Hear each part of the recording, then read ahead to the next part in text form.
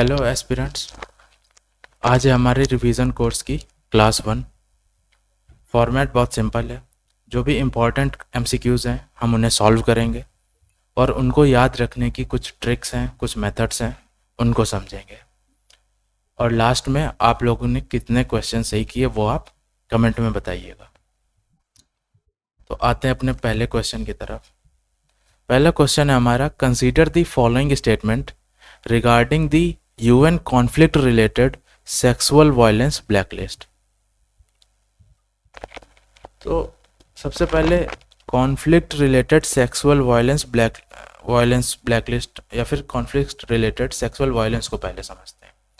तो conflict related sexual violence होता है कि मान लीजिए कोई आर्म्ड कॉन्फ्लिक्ट हो रहा है। सपोज कोई एक एक्टिविस्ट ग्रुप है जो कि हिंसा कर रहा है, आर्म रिबेलियन कर रहा है, और वो क्या करे कि जब आर्म अटैक करे तो उसके साथ जो वहाँ की फीमेल्स हैं उनके साथ सेक्सुअल वायलेंस भी करे। फॉर एग्जांपल जैसे पहले मुगल्स आते थे या बाहरी रूलर्स आते थे तो वो अटैक करते थे, लूट करते थे।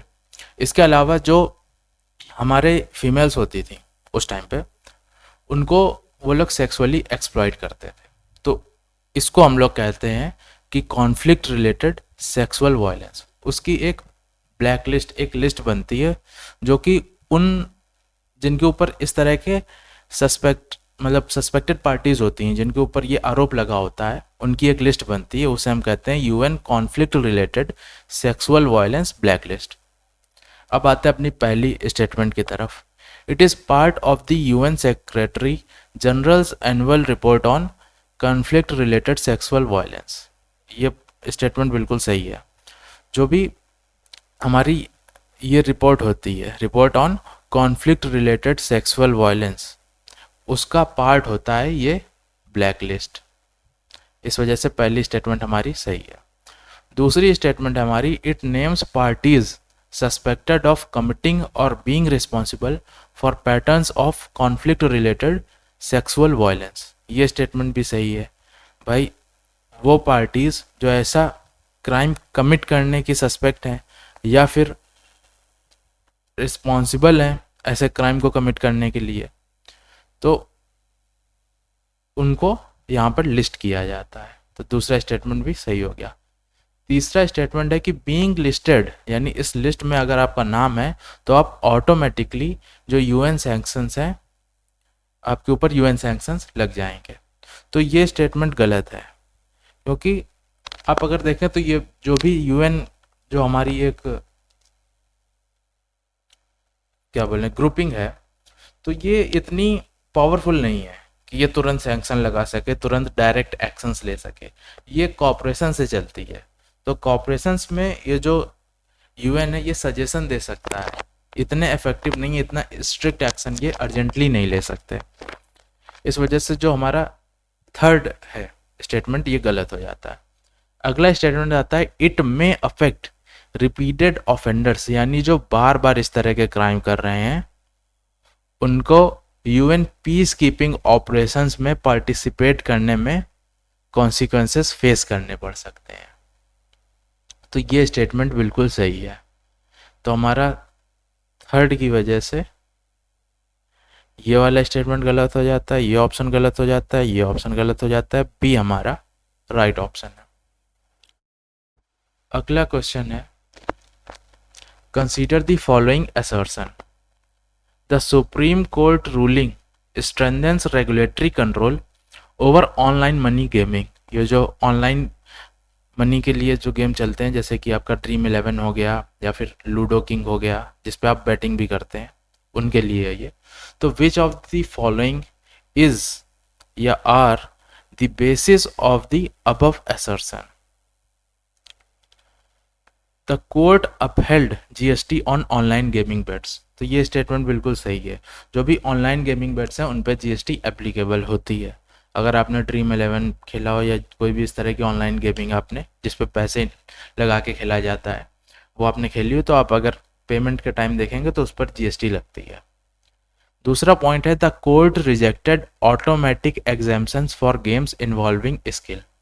सी गेम्स इन्वॉल्विंग स्किल्स, ये सिर्फ एक टर्म इन लोगों ने डिज़ाइन किया है कि जैसे ड्रीम 11 पे आपको टीम सेलेक्ट करनी होती है, उसके बेसिस पर आप जीतेंगे या हारेंगे ये डिसाइड होता है, डायरेक्ट बैटिंग नहीं है। आप इंडिया की टीम या पाकिस्तान की टीम इस तरह से किसी कंट्री की टीम पर बैटिंग नहीं करते, आप एक प्लेयर्स का एक ग्रुप सेलेक्ट करते हैं, उनको कुछ स्कोर मिलता है, इस तरह से आपकी हार या जीत डिफाइन होती है। तो ये लोग कहते हैं कि ये जो टीम सेलेक्ट करना ये एक स्किल है, लेकिन कोर्ट ने कहा कि ऐसा कुछ नहीं है, अगर स्किल है तब भी इस तरह के जो आपके गेमिंग है, जो भी आपकी बैटिंग है, इसको एग्जेम्प्ट नहीं किया जाएगा। तो ये स्टेटमेंट आपकी गलत हो जाती है। तीसरा स्टेटमेंट है the court recognised the power of states to regulate or prohibit online gaming involving betting and wagering. Wagering भी एक तरह से बैटिंग ही होती है, बैटिंग को ही वेजरिंग कहा जाता है। तो कोर्ट ने कहा है कि जो स्टेट है उसके पास पावर है कि वो इस तरह की जो ऑनलाइन गेमिंग है जिसमें बैटिंग हो रही है उसको रेगुलेट कर सके या प्रोहिबिट कर सके, मना कर सके। तो ये स्टेटमेंट बिल्कुल सही है। रेगुलेट करने की वजह से ही आपको याद हो तो कुछ टाइम पहले इस पर बहुत सारे टैक्सेस लगा दिए गए थे। आप पैसे जमा करेंगे तो टैक्स लगेगा। फॉर एग्जांपल ड्रीम 11 में आप पैसे जमा करोगे तो फिर टैक्स लगेगा। आप उसको निकालोगे जीतने के बाद तब भी टैक्स लगेगा, जीएसटी। उसके बाद उसमें टीडीएस कटेगा। तो कई सारे टैक्सेस उन्होंने रेगुलेट करके उन्हें बढ़ा दिया कि एक तरह से जो रिवॉर्ड है वो कम हो जाए, तो लोग पार्टिसिपेट कम करें। चौथा पॉइंट आता है the court held that online money gaming is beyond the scope of taxations. Sorry, ये वाला जो पॉइंट है आपका, ये मैंने गलत मार्क करा दिया। ये पॉइंट सही है, स्टेटमेंट सही है, क्योंकि कोर्ट ने ऑटोमेटिक एग्जाम्पशन को रिजेक्ट कर दिया। इस तरह के गेम्स जो कि स्किल इन्वॉल्व करते हैं उनको भी ऑटोमेटिक एग्जाम्प्ट जो है नहीं किया गया, उसे रिजेक्ट कर दिया गया। फोर्थ पॉइंट आपका आता है the court held that online money gaming is beyond the scope of taxation. यानी ये स्टेटमेंट कह रही है कि जो कोर्ट है उसने ये कहा कि ऑनलाइन मनी गेमिंग जो है वो टैक्सेशन के स्कोप में नहीं आता। ये तो बिल्कुल गलत हो गया। इस पर जीएसटी भी लग रही है, इस पर टीडीएस भी लग रहा है, और भी कोई टैक्स होगा तो वो भी लगेगा। तो ये स्टेटमेंट गलत हो जाता है। फोर्थ स्टेटमेंट गलत होने की वजह से आपका ये ऑप्शन गलत है, ये और ये ऑप्शन गलत हो जाता है। आपका राइट ऑप्शन बचता है ऑप्शन ए। अगले क्वेश्चन पे आते हैं। Consider the following statement regarding the Padma barrage project. पहली स्टेटमेंट है the project is being developed on the Bangladeshi stretch of the Ganga river.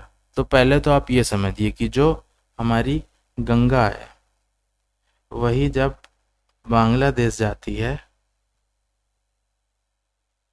तो उसे हम उसका नाम जो है पद्मा हो जाता है। तो यानी पद्मा बैरेज प्रोजेक्ट है वो इसी रिवर के ऊपर बना है। तो जो प्रोजेक्ट है वो गंगा रिवर के बांग्लादेशी स्ट्रेच पर डेवलप हो रहा है, ये कह सकते हैं। तो पहला स्टेटमेंट सही है।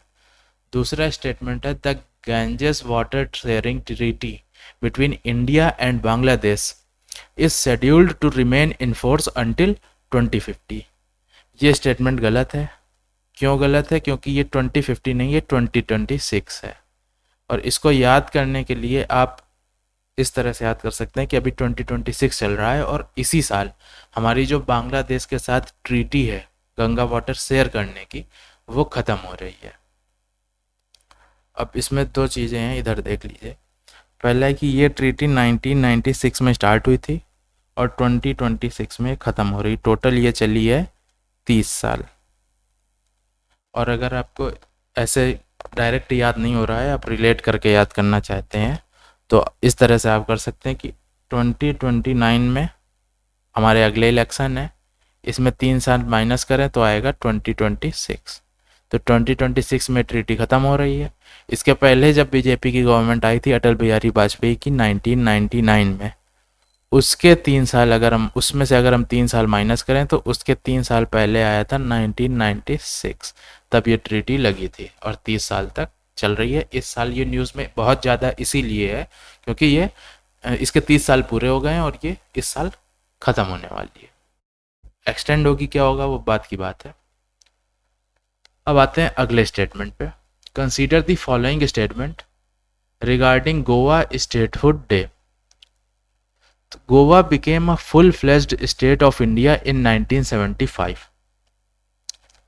ये ऑप्शन गलत है क्योंकि ये 1975 पर नहीं बल्कि 1987 पर बना था। दूसरा है Goa statehood day is observe annually on 19 दिसंबर। ये 19 ये भी गलत है क्योंकि ये 19 दिसंबर को नहीं बल्कि हमारा 30 मई को होता है। अब याद करने की बारी आई तो ऑप्शन तो आपका ये सही हो गया, नाइदर वन नाइदर टू। अब आते हैं कि इसको याद कैसे करेंगे। तो इसको समझिए कि हमारा जो 1947 में कंट्री आज़ाद हुआ, उसके बाद 1951 में हमारे पहले इलेक्शन हुए। 1951 में 10 साल बाद क्या हुआ, 1961 में जो पोर्तुगीज़ थे वो छोड़ के गए, लिबरेट करके गए गोवा को। इसके बाद अभी जैसे 2026 हमने पिछले क्वेश्चन में भी हमने याद एक तरह से उसको रिजेंबल किया था, उसी तरह से अगले में भी हम इसमें करेंगे कि इसके 1961 में जब हम 26 ऐड कर दें तो 26 साल बाद यानी 1987 में इसको स्टेटहुड मिल गया। इसके अलावा बात करें कि Goa statehood day is observe annually on 19 दिसंबर, तो ये स्टेटमेंट गलत है। इसको आप याद कर सकते हैं कि ये 30 मई को मिला था। डायरेक्ट अगर नहीं याद है तो आप रिलेट कर सकते हैं कि आपका जो प्रीलिम्स का पेपर होता है वो भी मई के लास्ट वीक में ही होता है। तो ये समझ लीजिए कि प्रीलिम्स देने के बाद आप गोवा घूमने जाएंगे। इस तरह से आप याद कर सकते हैं। आते हैं अगले क्वेश्चन पर। With reference to Ahilyabai Holkar, consider the following statement. She was prevented from committing sati by Malhar Rao Holkar, who later trained her in military and administrative affairs. ये स्टेटमेंट बिल्कुल सही है। हुआ क्या था कि जो अहिल्याबाई होलकर थी, इनके जो हस्बैंड थे वो ख़त्म हो गए थे। इसके बाद जो इनके फादर इन लॉ थे यानी इनके ससुर मल्हार राव होलकर, इन्होंने क्या किया, इन्हें एडमिनिस्ट्रेटिव और मिलिट्री में इन्हें ट्रेनिंग दी और इन्हें सती करने से रोका भी। तो पहला स्टेटमेंट आपका सही हो जाता है। दूसरा है सी made Maheshwar the capital of the Holkar dynasty and promoted the Maheshwari sari industry which now has a GI tag. तो ये ऑप्शन भी सही है स्टेटमेंट, मतलब क्योंकि महेश्वर को इन्होंने अपना जो है कैपिटल बनाया और महेश्वर के नाम पे ही महेश्वरी साड़ी इन्होंने शुरू की। और आप याद कर सकते हैं कि जब कोई इतनी कल्चरल रिलेटेड चीज़ है तो उसको GI टैग तो दिया ही जाएगा। GI टैग किस लिए बने, इसीलिए बने हैं, तो इसको GI टैग भी मिला हुआ है। इस तरह से आपका दूसरा स्टेटमेंट भी सही हो जाता है। इसी के साथ साथ इन्होंने कई सारे जो मेजर रिलीजियस साइट्स हैं उनको भी मतलब पेट्रोनाइज दिया है, एक तरह से फाइनेंशियली हेल्प की है। उनमें से काशी विश्वनाथ टेम्पल एक है। काशी विश्वनाथ टेम्पल आपका जो वाराणसी में है, उन्हें भी इन्होंने ही रीडेवलप कह लीजिए या फिर फाइनेंशियली असिस्ट किया है, सिंपल लैंग्वेज में। तो ये स्टेटमेंट भी आपका सही हो जाता है। तीनों स्टेटमेंट सही है तो ऑप्शन आपका डी सही होगा। अगले क्वेश्चन में आते हैं। Which of the following statement with regard to heat waves and urban heat island in India is या आर करेक्ट। तो according to IMD data the frequency of heat wave spells over India's core heat wave zone has increased since 1961. तो पहले core heat wave zone समझते हैं क्या है। तो जो हमारा कोर हीट वेव जोन है, ये है हमारा नॉर्थ और नॉर्थ वेस्ट का एरिया, यानी पंजाब हो गया, हरियाणा, राजस्थान, वेस्टर्न यूपी, इस तरह से। तो इसमें कह रहा है कि 1961 से जो हमारी फ्रीक्वेंसी है हीट वेव की वो इंक्रीज कर रही है। तो ये स्टेटमेंट बिल्कुल सही है। इसको कॉमन सेंस से आप रिलेट मतलब याद कर सकते हैं कि हर साल हम लोग कहते हैं कि यार गर्मी इस साल पिछले साल से ज़्यादा पड़ रही है। उसके अलावा ग्लोबली भी आप देख रहे हैं कि हर साल जो हमारा एक एवरेज टेम्परेचर है वो बढ़ रहा है। तो पहला स्टेटमेंट सही है। दूसरा स्टेटमेंट है urban heat island are primarily caused by extensive concrete surfaces, loss of tree cover and waste heat generated by human activities. तो अर्बन का मतलब है सिटी। तो सिटी में क्या होता है, सिटी में हम लोगों ने इतनी बिल्डिंग्स बना दी हैं कंक्रीट की जो कि हमारी हीट ट्रैप करते हैं, और पेड़ों को हमने काट दिया है, और वेस्ट भी, क्योंकि सिटी में पॉपुलेशन इतनी ज़्यादा है, पॉपुलेशन डेंसिटी इतनी ज़्यादा है, तो वेस्ट भी बहुत जनरेट होता है। इस वजह से दूसरा स्टेटमेंट भी हमारा सही है। तीसरा स्टेटमेंट आता है the core heat wave zone covers the Himalayan region and accounts for more than 75% of India's total land area. तो ये स्टेटमेंट आपका गलत है, क्योंकि आप देखें तो हिमालय में तो ठंडी है, तो हिमालयन रीजन इसमें नहीं आते हैं। इसके अलावा ये जो 75% लिखा है, ये 75% ना होकर के सिर्फ हमारा 30% लैंड एरिया है। तो तीसरा स्टेटमेंट आपका गलत है। तो ये ऑप्शन गलत हो जाता है, ये गलत है, ये गलत है, आपका ऑप्शन ए सही बचता है। इसको अगर हम एक चीज़ आप और याद करें कि हीट वेव जोन की जब भी बात करेंगे तो पॉपुलेशन के बेसिस पर ये 60% के अराउंड है, और लैंड के बेसिस पर ये 30% के अराउंड है। अगला क्वेश्चन हमारा आता है which of the following statement with regard to international law is correct. पहला स्टेटमेंट है the United Nation convention on the law of the sea seeks to regulate issues relating to maritime zones, navigation and use of ocean resources। maritime zone होता है आपका कि अलग अलग सी को अलग अलग जोन्स में डिवाइड किया हुआ है, उसमें यूएन क्लॉज को रेगुलेट करता है उस इशू को। दूसरा आता है नेविगेशन में भी रेगुलेट करता है कि किसको कहाँ से पाथ मिलना चाहिए, कौन सा फ्री जोन है, इस तरह से। And use of ocean resources, और ओशियन रिसोर्सेज किस तरह से डिस्ट्रीब्यूट होंगे मेंबर कंट्रीज़ के बीच, इसको भी यूएन क्लॉज ही रेगुलेट करता है। तो ये स्टेटमेंट हमारा बिल्कुल सही है। दूसरा स्टेटमेंट आता है the Permanent Court of Arbitration in 2016 rejected China's 9 dash line claim in the South China Sea. तो ये स्टेटमेंट भी बिल्कुल सही है, क्योंकि चाइना जो है वो लगातार साउथ चाइना सी में 9 डैश लाइन को मतलब बार बार क्लेम कर रहा है कि इतना सी हमारा है, जो कि ग्लोबली बहुत सारी कंट्रीज नहीं मान रही हैं। इस वजह से जो परमानेंट कोर्ट ऑफ आर्बिट्रेशन है उसने भी चाइना के इस क्लेम को रिजेक्ट किया हुआ था। तो ये स्टेटमेंट सही है। तो ऑप्शन आ जाएगा आपका ऑप्शन सी, बोथ 1 और 2। अगले क्वेश्चन पे आए तो with reference to the Quad consider the following statement.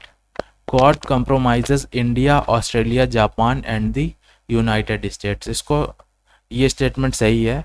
एक आप लोग दिमाग में फिगर बना लीजिए अगर आप बाई चांस कंफ्यूज हों कि इसमें आता कौन कौन से थे। क्वाड्रिलैटरल इमेजिन कर लीजिए, इधर कहीं पर हमारा इंडिया है, इधर ऑस्ट्रेलिया पड़ता है, और इधर पे आपका अमेरिका पड़ेगा, इधर कहीं जापान है। ये पूरा एक क्वाड्रिलेटरल बनाता है। तो इस तरह से आप इसे याद कर सकते हैं इमेजिंग के थ्रू। दूसरा स्टेटमेंट आता है the grouping was upgraded to leader level summit in 2021। ये स्टेटमेंट भी सही है। पहले क्या होता था, पहले एक हायर ऑफिशियल लेवल समिट थी या फिर एक मिनिस्ट्रियल लेवल समिट थी, फॉरेन मिनिस्टर जाके मिल लेते थे। लेकिन 2020 में क्या हुआ, कोविड भी आ गया और एक एंटी चाइना सेंटिमेंट भी ग्रो किया इन सभी मेंबर कंट्रीज़ के बीच में। तो फिर और जो सीनियर लीडर्स थे वो भी आकर मिले ताकि उसे एक और भी सीरियस ग्रुपिंग के रूप में फॉलो किया जा सके। तीसरा स्टेटमेंट आता है the Indo Pacific partnership for maritime domain awareness is an initiative associated with the quad. अब देखिए इंडो पैसिफिक क्या है, ये वाला इंडिया वाला रीजन है और ये वाला अमेरिका वाला है, इधर पे आपका पैसिफिक सी है, तो इस रीजन को इंडो पैसिफिक सी बोलते हैं। ओके, तो इसी वजह से अगर देखा जाए तो जो Indo Pacific partnership for maritime domain awareness है ये क्वाड से ही रिलेटेड है, क्योंकि इस रीजन पर तो क्वाड ही काम कर रहा है। तो तीसरा स्टेटमेंट भी सही है। चौथा स्टेटमेंट आता है Fiji is the first country where the Quad has announced a joint infrastructure project. ये स्टेटमेंट भी बिल्कुल सही है, अभी रिसेंट की न्यूज़ है। अब इसको याद करने के लिए आप इस तरह से कर सकते हैं कि क्वाड जो है हमारा QUAD, गलत हो गया, क्वाड जो है ये भी एक 4 लेटर वर्ड है, फिजी भी हमारा एक 4 लेटर वर्ड है, इस वजह से फिजी पे इन्वेस्टमेंट क्वाड ने की है। और फिजी को अगर आप एक्रोनिम देना चाहें तो फर्स्ट F से हो जाएगा आपका फर्स्ट, इंफ्रा आई से इंफ्रास्ट्रक्चर, जॉइंट इनिशिएटिव। तो ये इसका आप एक्रोनिम की तरह भी याद कर सकते हैं। तो FIJI first infrastructure joint initiative, ये बनेगा हमारा फिजी, ये भी आप याद कर सकते हैं। तो इस तरह से आपके ये चारों पॉइंट सही है, ऑप्शन हो जाएगा D 1 2 3 एंड 4। अगले क्वेश्चन में आते हैं, कंसीडर द फॉलोइंग स्टेटमेंट। पहला स्टेटमेंट है in a representative democracy legislators are expected to balance party loyalty with their constitutional responsibilities and independent judgement. यानी एक जो लेजिस्लेटर है उसको अपनी कॉन्स्टिट्यूशनल रिस्पॉन्सिबिलिटी, इंडिपेंडेंट जजमेंट और पार्टी लॉयल्टी, इन दोनों के बीच में एक बैलेंस बनाकर चलना है। दूसरा स्टेटमेंट आता है the presence of internal dissent within a political party necessarily weakened democratic governance. कि अगर पॉलिटिकल पार्टी में इंटरनली अगर कोई डिसेंट चल रहा है, नाराज़गी चल रही है, तो उससे जो डेमोक्रेटिक गवर्नेंस है वो भी वीकेंड हो जाती, कमज़ोर पड़ जाती है। क्वेश्चन है हमारा which one of the following is the most logical inference from the above statement. तो पहला है कि internal dissent and democratic accountabilities are always incompatible. यानी इंटरनल डिसेंट है और जो डेमोक्रेटिक अकाउंटेबिलिटी ये साथ साथ नहीं चल पाती। तो ये स्टेटमेंट आपका गलत हो जाता है, क्योंकि कई बार ऐसा हुआ है कि पॉलिटिशियन ऐसे होते हैं जो कि मतलब पर्सनली तो ये नहीं चाहते हैं कि मतलब मैं पार्टी के फेवर में रहूं, मतलब किसी व्यूज़ से वो अपोज कर रहे होते हैं, किसी व्यूज़ के अगेंस्ट होते हैं वो, लेकिन फिर भी वो पार्टीज़ के जो डिसीज़न है, जो विप होती हैं, उन्हें फॉलो करते हैं। तो पहला ऑप्शन आपका गलत हो जाता है। दूसरा ऑप्शन है डेमोक्रेसीज में remain healthy when political parties accommodate principled. Principled का यहाँ से मतलब है कि मोरल वैल्यूज़, कि जब जो पॉलिटिकल पार्टीज़ हैं वो मोरल वैल्यूज़ पर चलती हैं तो डेमोक्रेसी हेल्दी रहती है, क्योंकि फिर जब मोरल वैल्यूज़ पर चलेंगे तो इंटरनल जो डिसेंट है उसके चांसेस कम हो जाते हैं। तो ये ऑप्शन आपका बिल्कुल सही है।